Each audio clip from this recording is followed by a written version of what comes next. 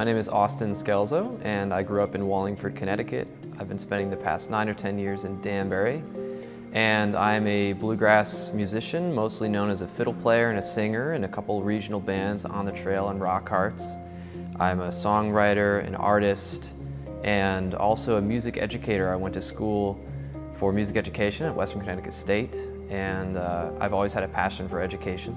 And so recently, after teaching in the public school systems for 4 years, I quit that job to pursue sort of a bigger dream of mine that had been boiling during the pandemic, which was to kind of combine these loves of bluegrass music and my passion and background in music education. And so that's when the Connecticut Bluegrass Association started, which is something that I founded right after the pandemic when I quit that job, and that's been the focus of most of my work recently.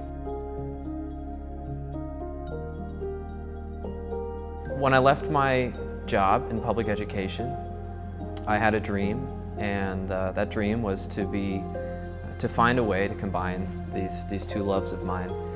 And most of that dream has been inspired by my heroes, the people in my life who have been mentors to me and who have inspired me.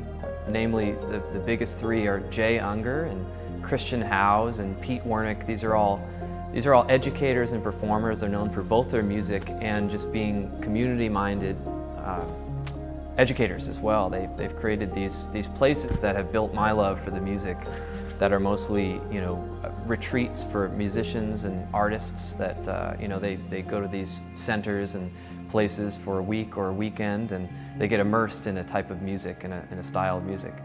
And so those are the people that I am constantly inspired by, and it's my desire to do a fraction of what they do and keep on performing as a musician and teaching and building community and creating spaces where people can experience music in the same way that I did as a kid.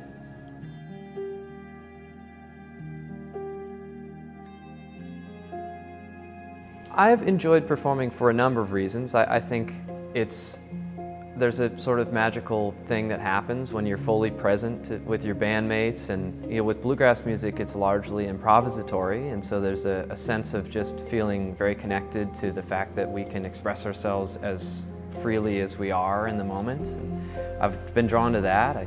I like the idea of bringing joy to people's lives through performance. I'm really connected to the audience and the type of energy that's happens between an artist and a performer. I think both the joy that it brings and also the way that it helps people and myself process difficult feelings as well. I think I'm drawn to that aspect of performance. It's also something that is connected.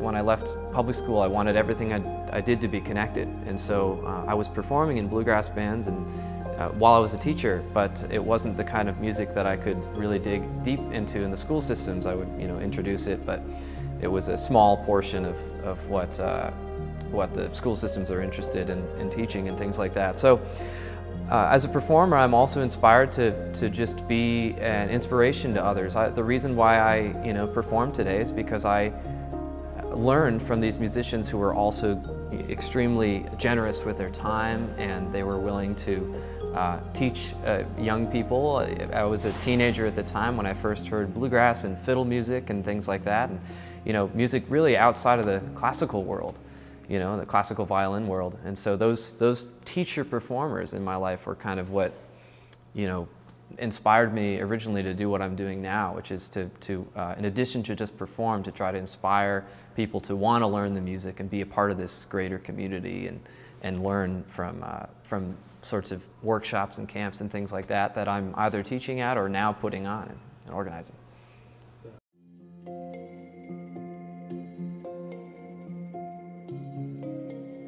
Well, I mentioned before that my biggest inspiration were these three people: Christian Howes, Jay Unger, and Pete Wernick. And they've all found partnerships with places like the Ashokan Center or Silver Bay. And Christian Howes recently moved to Asheville, and he started working with Chris Mount Center. And these are all retreat centers that sometimes are used for corporate events, sometimes they're used for spiritual retreats and things like that. They're nature preserves. They're just beautiful spaces for people to kind of reconnect with themselves. And they're used for all these different reasons, but these mentors of mine have built partnerships with those places create spaces for people to be immersed in a style of music, whether it be bluegrass or jazz or swing music or old time and country music. All these styles of music I've never learned in the school systems. I learned out of these retreats that are put on by these heroes and mentors of mine.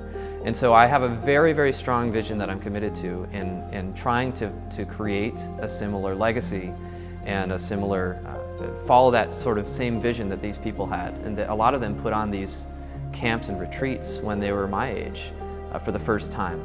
And so I've done that at the Ashokan Center, and there's about 50 people coming to this weekend retreat that I'm putting on in January, and working to create some more partnerships like that. But my real dream as a lifelong Connecticut resident would be to find someone who sees that vision, someone who is inspired by it in the same way that I am and want to partner in some way to create an Ashokan Center or a retreat center like that in Connecticut. I know those spaces are there. I know there's retreat centers that are used for spiritual retreats, that are used for corporate retreats, that would be perfect if someone understood this vision and wanted to form a partnership. So to be able to stay in my home state where every family member, I have a huge family here, I have my whole history and network and all of my work in the world of with the Connecticut Bluegrass Association and the workshops and jams and all these things that I've done. It's been a lifelong commitment to New England and Connecticut as the epicenter of all of that. And Connecticut is a great place for people to escape out of New York City or out of Boston, or come into these beautiful spaces that we have and learn music just in the same way that many of my mentors have created spaces.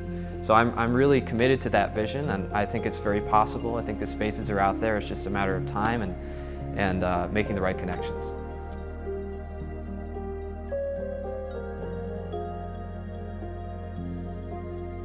I think that the number one thing I love most about it is the community. I went to my first bluegrass festival, the Gray Fox Bluegrass Festival, when I was a college freshman, the summer of my college freshman year.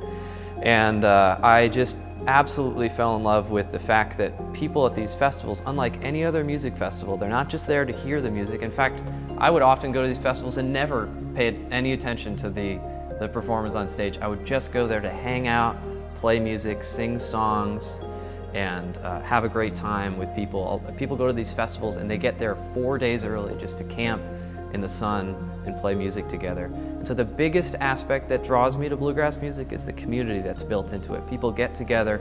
They don't have to be a pro musician. They could be playing guitar for 3 weeks and they could know enough music to participate in these kind of communal activities. Just this weekend I hosted a potluck kind of bluegrass jamming party, and we had 25 or so people that just came and filled out the house, filled out every room playing music.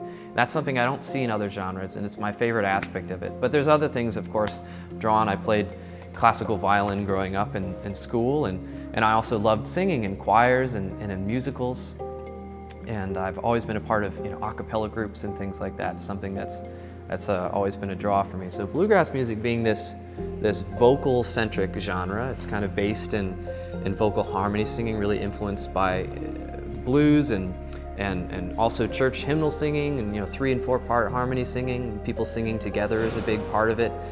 It was where the world of violin, now fiddle, is collided with singing, and of course the other aspect of it, it's an American genre, just like jazz. Many people up here are more familiar with jazz because its epicenter for a long period of time has been New York City, and bluegrass music has had its epicenter in places like Kentucky and Virginia, and so it's just a different culture, but it's just as much as an American music style as jazz music, and we can claim it in the same way. It has that improvisational aspect, the blues, the soul aspect that we love in American music. And that aspect is something I've really connected to as an artist and a creative person as well.